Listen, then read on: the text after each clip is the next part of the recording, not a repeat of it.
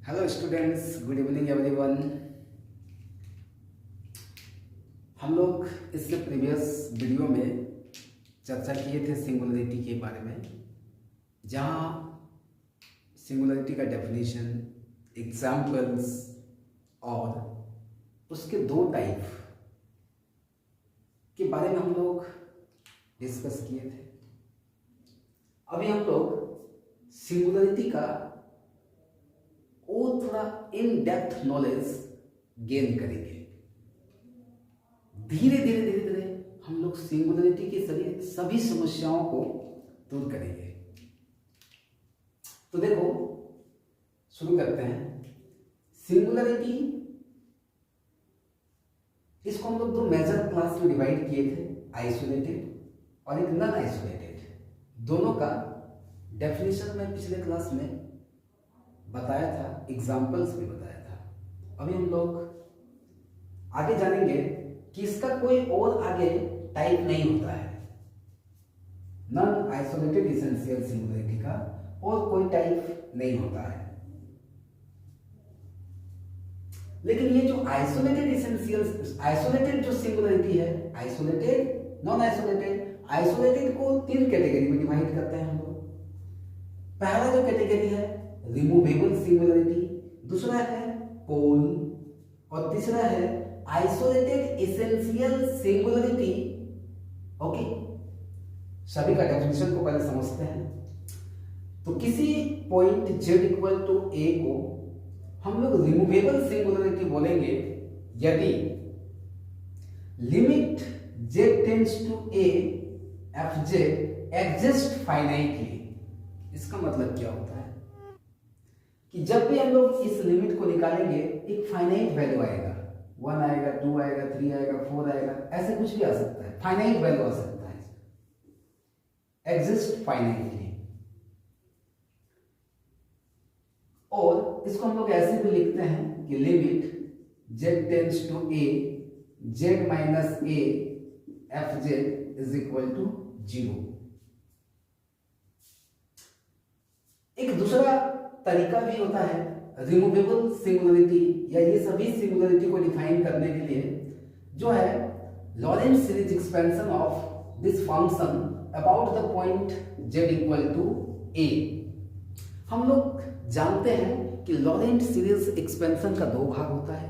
एक को हम लोग एनालिटिक भाग बोलते हैं, एनालिटिक पार्ट या रियल पार्ट, और एक दूसरा होता है या जनरल पार्ट, और दूसरा पार्ट को बोलते हैं हम लोग प्रिंसिपल पार्ट। ये देखो, इधर मैं लिख दिया, ये वाला पार्ट जो है इसको हम लोग जनरल पार्ट भी बोलते हैं या एनालिटिक पार्ट भी बोलते हैं। और यहां से इधर ये जो है ना, ये है प्रिंसिपल पार्ट, जिसको अभी हम शॉर्ट में डिनोट करते हैं पीपी, प्रिंसिपल पार्ट। ये पार्ट सिंगुलरिटी के टाइप्स को एक्सप्लेन करता है। यही रोल, मेन रोल यही प्ले करता है।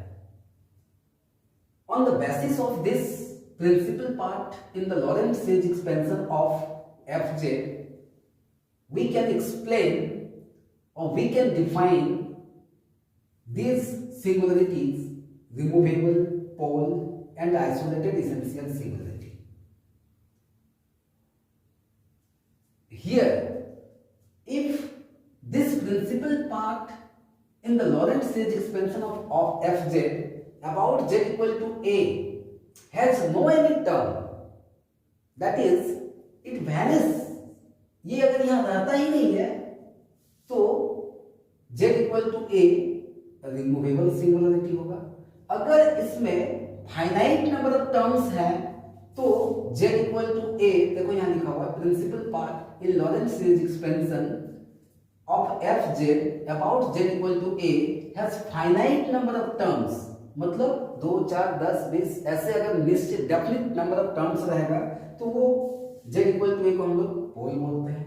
और यदि इस लॉरेंट सीरीज एक्सपेंशन में इनफाइनाइट नंबर ऑफ टर्म्स रहेंगे, इनफाइनाइट नंबर ऑफ टर्म्स रहेंगे, तो z इक्वल टू a को fz का आइसोलेटेड एसेंशियल सिंगुलरिटी कहते हैं। Okay, here it is written in principal part of Lorentz series expansion about z equal to a has infinite number of terms, then this point z equal to a of fj is known as a isolated essential singularity. तो ध्यान देने वाली बात है, अगर वो रहा ही नहीं, ये देखो principal part has no any terms, removable, has finite number of terms, pole, has infinite number of terms, isolated essential singularity. Okay, और लिमिट के सेंस में अगर हम लोग डिफाइन करना चाहेंगे तो जब ये limit z tends to a of fj exist finitely, removable, exist infinitely, pole, और ये एग्जिस्ट ही नहीं करेगा, डजंट एग्जिस्ट, तब क्या हो जाता है? Isolated essential singularity. कितना सिंपल है ना. अगर ये लिमिट एग्जिस्ट करता है फाइनाइटली, रिमूवेबल, ये एग्जिस्ट करता है इनफाइनाइटली, मतलब इसका वैल्यू इनफाइनाइट आ जाएगा. Directly if you will place और if you will take this limit we get infinity in the case of pole. और अगर ये लिमिट एग्जिस्ट ही नहीं करेगा, एग्जिस्ट नहीं करने का मतलब क्या होता है? Left hand limit is not equal to right hand limit. Either we can say limiting value जब हम लोग लेंगे तो वो ऑसिलेट करेगा, जैसे साइन के केस में -1 to +1, कोई एक डेफिनेट वैल्यू नहीं आएगा. या फिर कॉम्प्लेक्स का लिमिट रियल वैल्यूड फंक्शन के लिमिट से अलग होता है. ठीक है, तो जब अलग अलग पाथ से पॉइंट को हम टेंड्स करवाएंगे तो fz का जो वैल्यू आएगा वो यूनिक नहीं आएगा. तब हम लोग बोलेंगे लिमिट डज नॉट एग्जिस्ट. किसी भी एक केस को बोलेंगे, या तो left hand limit right hand limit के इक्वल ना हो, या फिर डिफरेंट पाथ से अगर ट्रेवल करेगा पॉइंट तो उस समय यूनिक ना हो. ठीक है, या फिर लेफ्ट हैंड एग्जिस्ट किया, राइट एग्जिस्ट नहीं किया, या दोनों में से दोनों ही इन्फिनिटी आया, एक पॉजिटिव इन्फिनिटी, एक नेगेटिव इन्फिनिटी, बहुत सारे केसेस हो सकते हैं. यानी लिमिट अगर एग्जिस्ट नहीं करता है, आइसोलेटेड एसेंशियल सिंगुलरिटी. एग्जिस्ट किया, इनफाइनाइट आया, ठीक है, मतलब इनफाइनाइट वैल्यू आया तो हो जाएगा पोल. और एग्जिस्ट किया फाइनाइटली, ये तो हो जाएगा रिमूवेबल सिंगुलरिटी.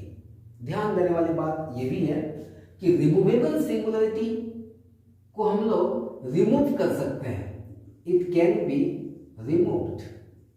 बहुत इंपॉर्टेंट मैटर है. It can be removed by redefining the function. Redefining the function. This one. Poles has many order. Poles का 3 कैटेगरी होता है. एक होता है सिंपल पोल, जिसको हम लोग बोलते हैं पोल ऑफ ऑर्डर 1. ये सिंपल पोल केवल ये टर्म रहेगा, उसमें एक ही टर्म. ठीक है, तो उसको हम लोग बोलेंगे सिंपल पोल, सिंगल ऑर्डर का रहेगा. अगर यहां तक है pole of order 2 z equal to a square, ये नॉर्मली डिनोट करता है ऑर्डर को, तो z इक्वल टू a. अगर यहां तक रहेगा, 2 टर्म रहेगा, ये टर्म अगर रहेगा तो z इक्वल टू a को हम लोग बोलेंगे डबल पोल. एक और रहता 3, यहां पर 3, तो उसको हम लोग बोलते हैं z equal to a is the triple pole. Simply z equal to a is known as a pole of order m if principal part contains this term and next terms vanishes. यानी bm is not equal to 0 whenever bm plus 1 equal to 0. इसका मतलब है कि आगे के सभी terms क्या है? नहीं है प्रिंसिपल पार्ट में, ये केवल रहेगा या इसके पीछे इधर रह सकता है यहां तक. ठीक है, तब z इक्वल टू a को हम लोग पोल बोलते हैं ऑफ ऑर्डर m. m का वैल्यू 1 सिंपल पोल, m का वैल्यू 2 डबल पोल या पोल ऑफ ऑर्डर 2, m का वैल्यू 3 आएगा तो ट्रिपल पोल या पोल ऑफ ऑर्डर 3. ऐसे कैटेगराइज करते हैं. अब आगे देखो, एक इंपॉर्टेंट मैटर है. आइसोलेटेड एसेंशियल सिंगुलरिटी को हम लोग बोलते हैं this is nothing but it is the limit point of zeros. Isolated essential singularity के केस में फंक्शन का एक सीक्वेंस ऑफ जीरोज मिलता है, मतलब एक दो जीरो नहीं, एक सीक्वेंस ऑफ जीरोज मिलता है, और उस जीरोज के सीक्वेंस का लिमिट पॉइंट क्या होता है? आइसोलेटेड इसेंशियल सिंगुलरिटी, और very remarkable limit point of poles is known as non-isolated essential singularity. Limit point of zeros is known as isolated essential singularity, and limit point of poles is known as non-isolated essential singularity. तो यही चार होता है। Removable मतलब दो ही main है, isolated, non isolated. Isolated में removable, poles, isolated essential singularity. Clear है? इसके बाद और कोई पांचवा नहीं होता है।